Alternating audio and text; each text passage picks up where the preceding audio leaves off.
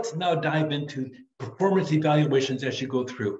I really want to lay the foundation over here as to the aspect of how do you build goals for an employee on a day-to-day basis or in that operational year. And by operational planning, we're talking about the current 12-month period that you're in. How do you take these big picture items that are 3 years out? How do you shrink them down into something that's really something the employee can use and talk about, I did this today, that affects the company long term, 3 to 5 years out as you go through. You use these things, there's different ways, and you'll see a whole lot of jargon in every organization. You are not a cool organization unless you make up at least 35 different three-letter syllables as you go through. KPI, a key performance indicator, a CFSF. Whoa, we're doing critical success factors. You know, people make up all kinds of stuff. And by the way, if you want to write a book and be famous, make up a whole series of 4 or 5 different things and make a book about it. You'll make $1 million in the process and be ultra famous and speak on the speaking circuit. That's kind of how it's done. That's how they make their $1 million, is they sit down and make up different letters, put them out there. Yeah, I like KPI, key performance indicators, because by the way, this is my key performance. You're watching me, so you're indicating as you go through. It's almost like having a dashboard. You have a whole series of different measurements you have on there in the process that really is kind of what we're talking about here. Creating a dashboard that for the employee and supervisor to compare the performances as you go through, whether it's CSF, KPIs, whichever you go through, you really want to sit down and look at different things. A lot of times, because we're so driven by money, we always look at financial indicators. Your department is not measuring up to expectations. Go down and talk to your employees and make them save more money, save, spend less, have more stuff, make more revenue, more revenue. But of course, keep in mind that we're worried about the environment also and also our governance system, so everybody has a chance.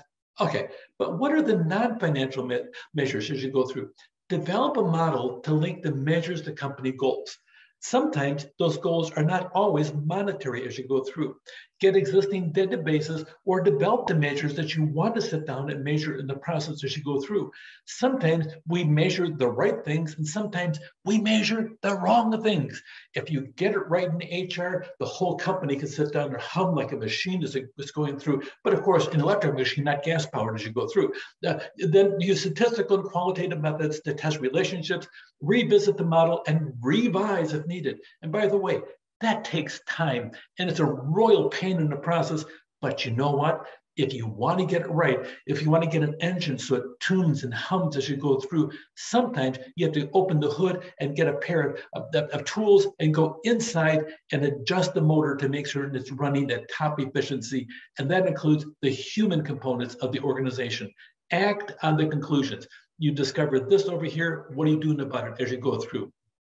Content matters. So when we look on the different aspect of validity, you want to sit down and see what is the core of what's going on over here. Look as to exactly what, so assess all the relevant aspects as you go through, and if you, sometimes you're deficient or you miss critical performance areas, and sometimes you contaminate it by bringing things in that aren't relevant as you go through. How are you going to sit down and focus? Focus in on the content as you go through. Here's an example of it. By deficiency, the actual or true job they're doing is not reflected in the job performance evaluation as you go through. Sometimes you add stuff that's got nothing to do with how well the job is. If you see the center section, the validity, the part that really matters, that's the job, and the part you're actually measuring, and all of a sudden, that part really is working really well. But in the meantime, you're deficient because they're doing other great things, and you're not evaluating them on that. That's a big deal, and you have to train the supervisors to sit down and see, open their eyes to catch that part over there on the deficiency and capture that. And by the way, if they come back to HR and says, this tool is missing this over here, then HR has to do some work and get the tool better to capture the deficiency. If they have this whole contamination of things that are not relevant in the process, then you got to get rid of that. Now, the only thing here is that The supervisor is human. The HR people, they're still human. Someday we'll all be robots and AIs, be able to evaluate all this in the process. And you may have something, a module stuck in the side of your head to sit down and control you, the whole process. Who knows what the future holds? But today, you're still a human and the supervisor is human. And so we'll have different biases creep in the process that this person is always angelic and they can never do anything wrong. So I want to sit down and give a great evaluation, or they can never do anything right. They're always bad in the process. The human part is part of the thing about what makes an organization kind of fun as you go through, but it needs some tweaking over here, and you need to have some training to sit down there and help employees perform to their best expectations in the process as you go through. You always want to sit down and have some kind of reliability.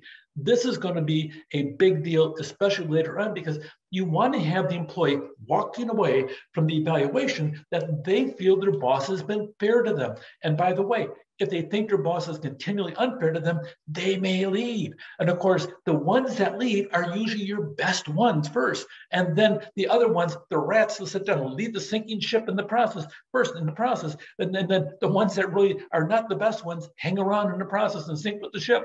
So that being said, you want to sit down and have a process that the supervisor believes is fair and the employee does too as well. So we want to make sure you have good inter-rating reliability. So there's a consistency between different supervisors and the employees, and everybody feels that everything is being acceptable to the evaluator and the evaluatee as you go through, to the extent that the performance measure is satisfactory or adequate as you go through. Fairness is a big deal. You don't want to have an employee saying, my boss doesn't pay attention to what I do. They don't appreciate all the things I do. They sit there evaluating me on these stupid things over here, but look at the great work I'm doing. And the strange part is the employee could be right.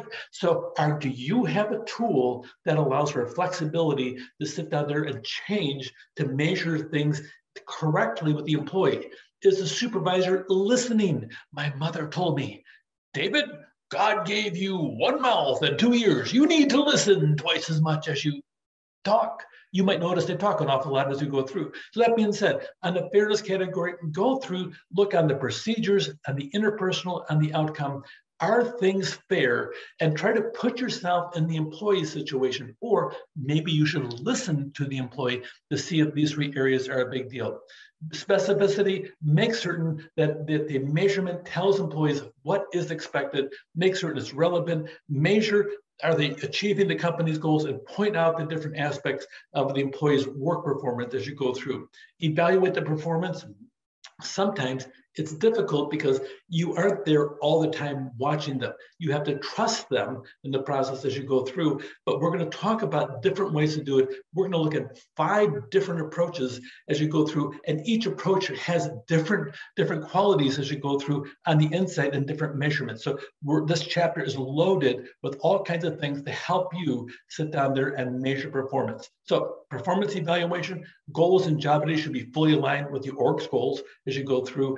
And we're going to look at ways, the 3rd bullet point here, typical, everybody rates everybody a B on a 5-point scale. Let's give everybody a 4. It's so much easier. Nobody's perfect, but nobody's bad. It's easy for the supervisor. Yes, you're on cruise control and just enjoying yourself. No conflict over here. No conflict over here. Everybody gets a B. Everybody gets the same raise. Just go cruising down the street as you go through.